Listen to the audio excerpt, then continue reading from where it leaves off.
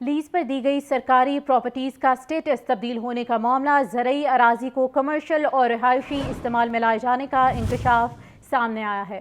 पंजाब हुकूमत का मुलव्विस अफराद के खिलाफ घेरा तंग करने का फैसला कर लिया गया है। सरकारी अराजी का स्टेटस तब्दील करने वालों से तब्दीली फ़ीस चार्ज की जाएगी। कमिश्नर्स की सरबराही में तब्दीली फ़ीस की रिकवरी के लिए टीमें काम करेंगी। मज़ीद अपडेट्स लेने के लिए बात करेंगे इमरान अकबर से। जी इमरान, बताइएगा। लाहौर समेत पंजाब भर में लीज पर दी जाने वाली मुख्तलिफ सरकारी प्रॉपर्टीज का स्टेटस तब्दील होने का मामला है, जबकि दस्तावेजात सामने आई हैं जिसमें ज़राअत के लिए लीज पर दी जाने वाली अराजी को कमर्शल और रहायशी इस्तेमाल में लाए जाने का इंकशाफ हुआ है। सरकारी दस्तावेजात के मुताबिक पंजाब हुकूमत का लीज पर दी जाने वाली सरकारी ज़रई अराजी का स्टेटस तब्दील करने वालों के खिलाफ घेरा तंग करने का फैसला किया गया है। इस वजह से सरकारी अराजी का स्टेटस तब्दील करने वालों से तब्दीली फीस चार्ज की जाएगी, जबकि कमिश्नर की सरबराही में तब्दीली फीस की रिकवरी के लिए टीमें काम करेंगी। इस वजह से रिकवरी टीमों की दिलचस्पी बढ़ाने के लिए कमीशन लेवल तक रिकवरी कमीशन दिया जाएगा, जबकि 1 करोड़ से जायद मालियत की सरकारी जमीनों से रिकवरी की जाएगी।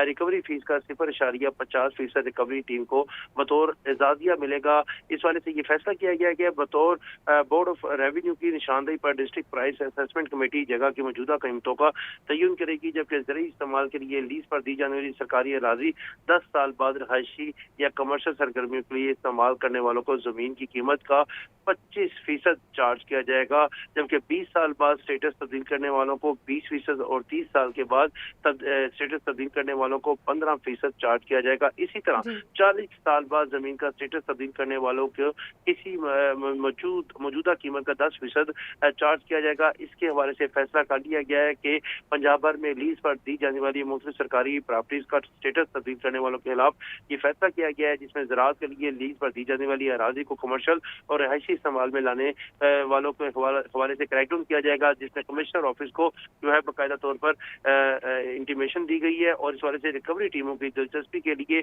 जो है वो एक लेवल जो है वो रख दिया गया है, जिसमें रिकवरी कमीशन भी दिया जाएगा, जिसमें 1 करोड़ की से जायद मालियत के लिए जमीनों पर रिकवरी की जाएगी। और इस वाले से 0.50% रिकवरी टीम को बतौर एजाजिया मिलेगा। जी ठीक है इमरान अकबर, बहुत शुक्रिया। पेट्रोलियम मसनूआत महंगी होने के आफ्टर शॉक्स जारी हैं। खाम माल की कीमतों में इजाफा होने पर लोहा मार्केट में भी तेज़ी नजर आई है। मकामी और ब्रांडेड सरिये की कीमत में 4 से 5 हज़ार रुपये फ़ी टन इजाफा। लोकल सरिया 2,40,000 रुपये का फ़ी टन हो गया है। अब्दुल कादिर से मज़ीद तफसीलात जानेंगे। जी बताइएगा।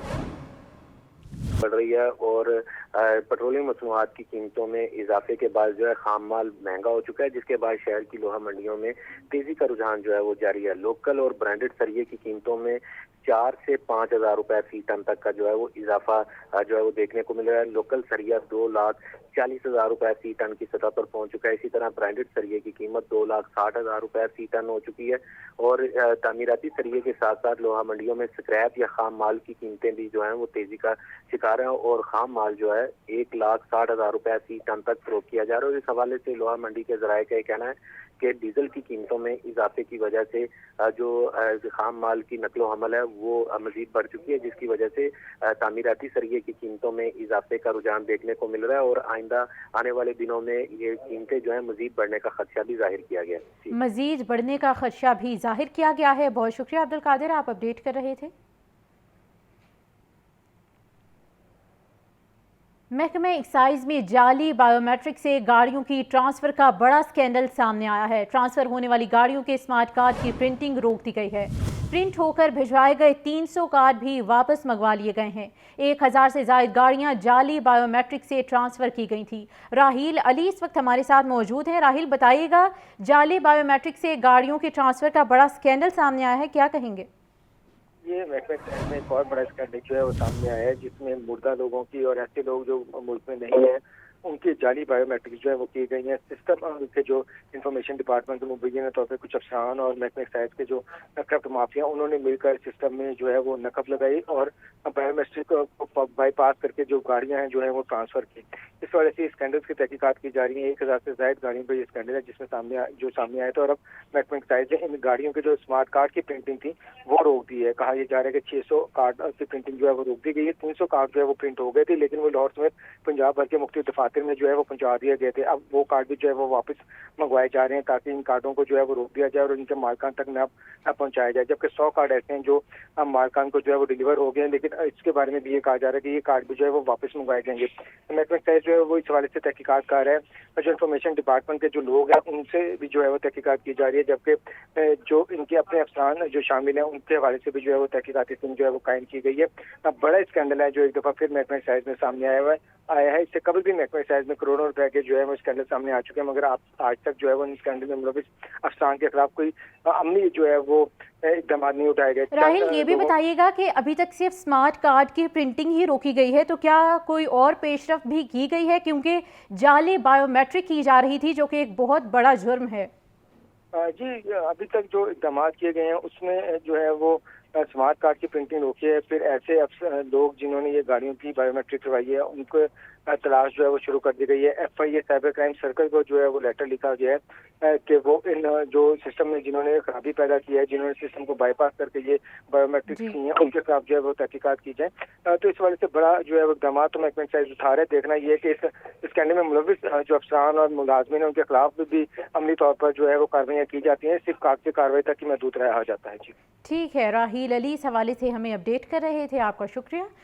تو آپ کو بتایا جا رہا ہے محکمہ ایکسائز میں جعلی بایو میٹرک سے گاڑیوں کی ٹرانسفر کا بڑا سکینڈل منظر عام پر آیا ہے. ٹرانسفر ہونے والی گاڑیوں کے سمارٹ کارڈ کی پرنٹنگ بھی روک دی گئی ہے. پرنٹ ہو کر بھجوائے گئے 300 کارڈ بھی واپس منگوا لیے گئے ہیں. 1000 سے زائد گاڑیاں جعلی بایو میٹرک سے ٹرانسفر کی گئی تھی. تو محکمہ ایکسائز میں جعلی بایو میٹرک سے گاڑیوں کی ٹرانسفر کا یہ سکینڈل ہے. ٹرانسفر ہونے والی گاڑیوں کے سمارٹ کارڈ کی پرنٹنگ روک دی گئی ہے. پنجاب کے سرکاری اسکولوں میں سالانہ امتحانات کا شیڈول تیار کر لیا گیا ہے. 48,000 اسکولز میں سالانہ امتحانات 7 مارچ سے شروع ہوں گے. امتحانات 15 سے 20 مارچ تک جاری رہیں گے. 31 مارچ کو نتائج, جبکہ اگلا تعلیمی سال 1 اپریل سے شروع ہوگا. اسی پر تفصیلات جاننے کے لیے بات کر لیتے ہیں عاطف پرویز سے. جی عاطف بتائیے.